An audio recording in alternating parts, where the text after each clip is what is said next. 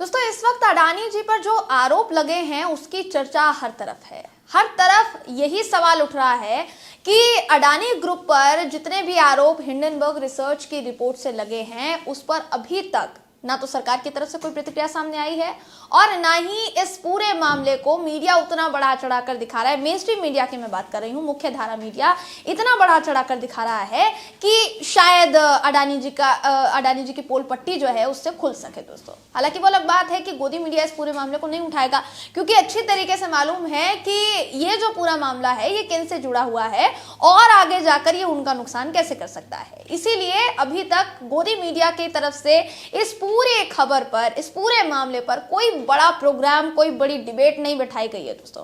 लेकिन अभी सबसे ज्यादा जो सवाल उठ रहा है वो ये उठ रहा है कि क्या अडानी ग्रुप पर जितने भी आरोप लगाए गए हैं ये आरोप अभी लगाए गए हैं या फिर इससे पहले भी उठाए गए थे। जितने सवाल इनसे पूछे जा रहे हैं, क्या ये सवाल विदेश में पूछे जाने के अलावा भारत में पहले नहीं पूछे गए थे? तो इन तमाम सवालों का जवाब जो उठाए जा रहे हैं दोस्तों इस खबर में मैं आपको दूंगी। नमस्कार, मेरा नाम है जयंती झा। दोस्तों इस वक्त अडानी ग्रुप पर जो आरोप लगा है हिंडनबर्ग रिसर्च की रिपोर्ट से, जो कि 24 जनवरी को आई, उससे तहलका मचा हुआ है। कहा यह जा रहा है कि इस रिपोर्ट ने अडानी ग्रुप की नींव हिलाकर रख दी है और ऐसी वैसी नींव नहीं हिलाई है, बल्कि अडानी ग्रुप के तमाम शेयर्स से लेकर अडानी ग्रुप से जुड़ी तमाम जितनी कंपनीज हैं सबको एक के बाद एक नुकसान और झटका जो है वो झेलना पड़ रहा है। लेकिन फिर याद की जा रही है वो रिपोर्ट, वो खुलासे जो भारत में पहले भी हो चुके हैं और अडानी समूह को लेकर ही हो चुके हैं।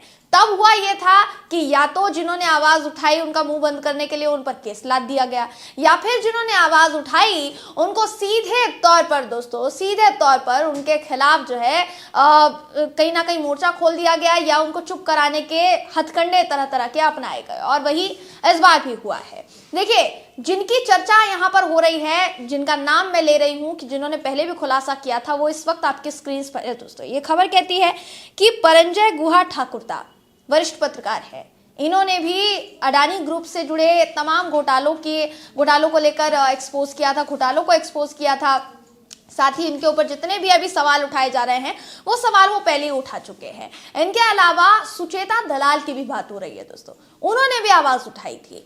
और इनके अलावा एक और शख्स ने आवाज उठाई थी जो कि बीजेपी से जुड़े हुए हैं। बीजेपी के सांसद पहले थे, अब नेता हैं सुब्रमण्यम स्वामी। दोस्तों सुब्रमण्यम स्वामी ने 2021 में अडानी ग्रुप पर बेहद गंभीर आरोप लगाए थे और वो जो आरोप थे कहीं ना कहीं वो ये दर्शा रहे थे कि आगे आने वाले समय में अडानी ग्रुप पर कितना बड़ा आरोप लगने वाला है। और हिंडनबर्ग रिसर्च रिपोर्ट के मुताबिक जो भी चीजें सामने आई है वो आप इसी से समझ सकते हैं। इस वक्त आपके स्क्रीन पर 2021 की वो रिपोर्ट दिखा रही है। दोस्तों वो रिपोर्ट क्या कहती है ये ध्यान से सुनिएगा, क्योंकि इससे आपको समझ में आ जाएगा कि ये जो पूरा मामला है शायद 2021 में ही उठाया जा चुका होता, 2023 आने का वेट नहीं किया जाता। अगर उसी वक्त इस पूरे मामले पर किसी तरीके की कोई कार्यवाही होती सरकार की तरफ से या फिर विपक्ष एकजुट होकर इस मुद्दे को उठाता, तो शायद ये हो सकता था कि आज LIC जैसी बीमा कंपनियों में जो जनता का पैसा, निवेशकों का पैसा डूब रहा है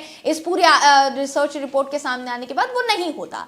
लेकिन अभी इस वक्त वो सहना पड़ रहा है। तो सुब्रमण्यम स्वामी ने क्या कहा था दोस्तों? बीजेपी सांसद ने ये रिपोर्ट जो है ये 2021 की रिपोर्ट है, जून 14 की रिपोर्ट है, जनसत्ता की रिपोर्ट है। ये रिपोर्ट क्या कहती है? देखिए, बीजेपी सांसद सुब्रमण्यम स्वामी ने कहा कि मनी लॉन्ड्रिंग एक्ट के मामले में उद्योगपति गौतम अडानी के खिलाफ प्रवर्तन निदेशालय की जांच होनी चाहिए।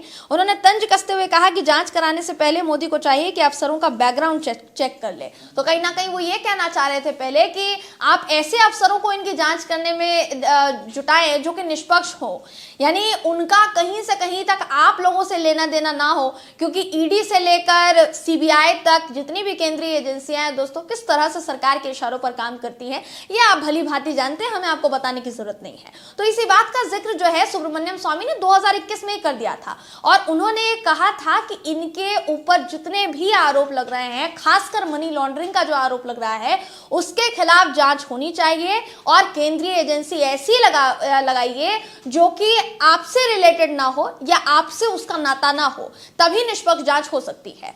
देखिए, पहली बात बात तो जिनकी जांच कराने की बात की जा रही थी वो अडानी जी हैं, और अडानी जी इस देश के पंतप्रधान नरेंद्र मोदी जी के परम मित्र हैं, तो जांच का तो सवाल ही पैदा नहीं होता, इसीलिए जांच हुई नहीं दोस्तों।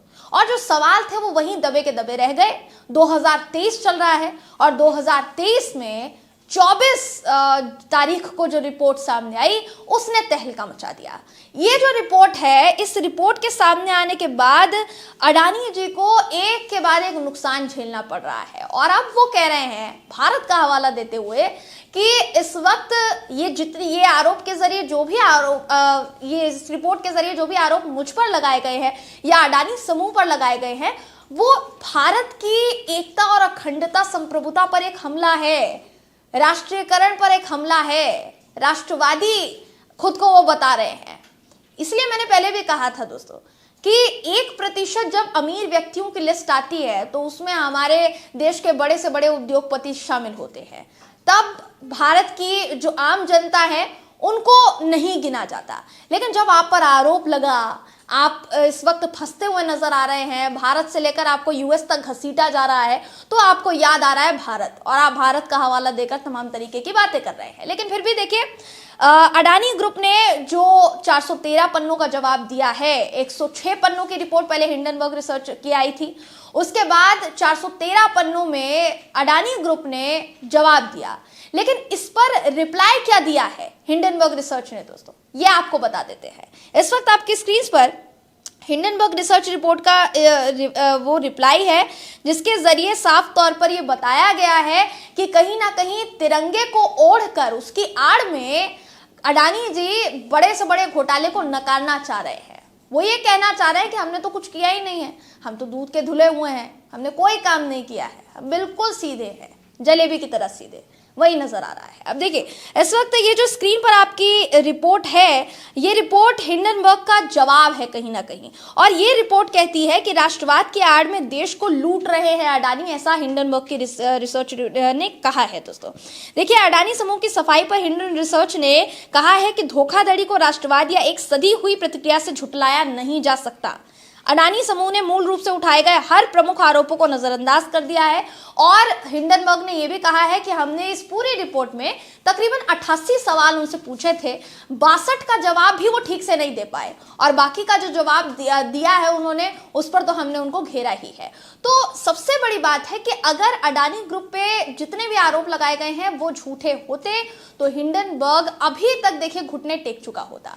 लेकिन हिंडनबर्ग हर उस हमले का जवाब दे रहा है जो कि अडानी ग्रुप की तरफ से लगाया जा रहा है। आपको याद होगा, इससे पहले अडानी ग्रुप ने साफ तौर पर कहा था कि ये जो रिपोर्ट है ये अडानी ग्रुप की सफलता को कहीं ना कहीं गिराने का प्रयास है, और इस रिपोर्ट में जितने भी आंकड़े पेश किए गए हैं वो निराधार हैं, बासी है रिपोर्ट, ये भी कहा था।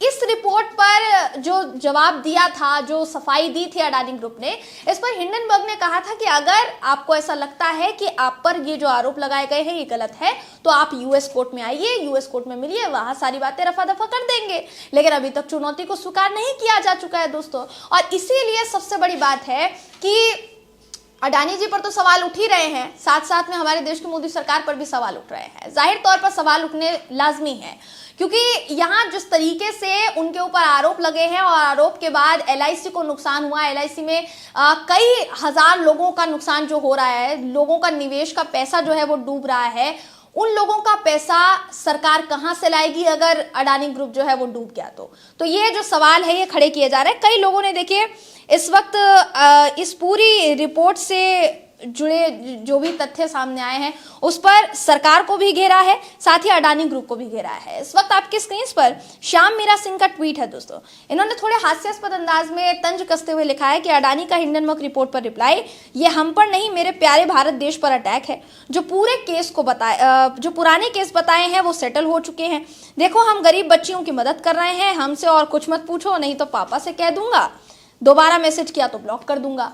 तो ये अडानी जी की एक छवि है जो साफ तौर पर नजर आई है। अब इसके बाद हिंडनबर्ग रिसर्च ने क्या कहा है, बोलता हिंदुस्तान ने उसी का एक ग्राफिक शेयर किया, जहां पर साफ तौर पर हिंडनबर्ग रिसर्च ने जो आरोप के जवाब दिया है, आरोप पर जवाब दिया है दोस्तों, अडानी ग्रुप के सवाल का जो जवाब दिया है उसको कहीं ना कहीं उजागर किया है कि तिरंगा ओढ़कर भारत को अडानी ग्रुप जो है वो लूट रहा है। इनके बाद हिंडनबर्ग का जो बयान आया वो मैंने आपको दिखाया। अब संजय सिंह ने क्या लिखा है, संजय सिंह आप सांसद दोस्तों क्या लिखते हैं कि एलआईसी में देश के करोड़ों लोगों का पैसा डूब गया, अडानी के नौकर कहां छिपे हैं, सरकार पर हमला है सीधे तौर पर। इनके बाद भी काफी लोगों ने एलआईसी को लेकर भी अडानी ग्रुप पर निशाना साधा है।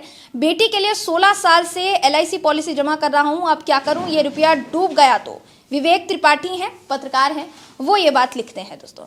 इनके बाद भी देखिए अखिलेश यादव समाजवादी पार्टी के जो अध्यक्ष हैं वो लिखते हैं कि जब एसबीआई और एलआईसी में जमा जनता का पैसा डूब रहा है तो उनके चेयरमैन जेल क्यों नहीं भेजे जा रहे हैं।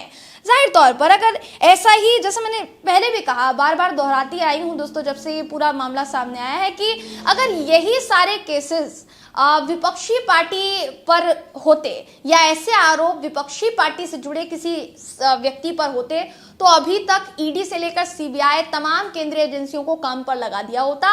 इनफैक्ट इनके आईटी सेल की सेना दोरपल्ली गैंग भी बिल्कुल एक्टिव हो गई होती कि अब तो हमको दो रुपया मिलेगा, ट्वीट करना है, और ट्वीट करने में ये लोग एक्टिव हो जाते हैं। लेकिन अभी कहीं से कहीं तक कोई खबर नहीं है, बिल्कुल पिन ड्रॉप साइलेंस है, सन्नाटा, अगर कहेंगे तो सन्नाटा पसरा हुआ है। तो सबसे बड़ी बात है कि ये कब तक होगा, और अभी ये जो भी चीजें सामने आ रही है एक के बाद एक, हिंडनबर्ग का रिप्लाई आ रहा है, फिर अडानी ग्रुप जो है वो उसका जवाब दे रहा है, ये कब तक चलेगा सिलसिला, सरकार इस पर संज्ञान क्यों नहीं लेती। और जब सुब्रमण्यम स्वामी से लेकर बड़े बड़े लोगों ने, बड़े बड़े पत्रकारों ने इसका खुलासा पहले ही किया था, तो 2 साल का 3 साल का वक्त क्यों लिया गया भारत की जनता को बर्बाद करने के लिए। और अभी इस वक्त भारत की जनता को बर्बाद किया जा रहा है दोस्तों, कहीं ना कहीं वो दिखाई दे रहा है। ऐसे में देखना ये होगा कि इस पूरे मामले पर आगे आने वाले समय में सरकार की तरफ से क्या प्रतिक्रिया सामने आती है, और अडानी ग्रुप तो देखिए फंसता जा ही रहा है, तो वो अपने इन तमाम आरोपों पर क्या जवाब देता है, ये देखना लाजमी होगा। बहरहाल इस खबर पर आपकी राय क्या है कमेंट करके जरूर बताइएगा।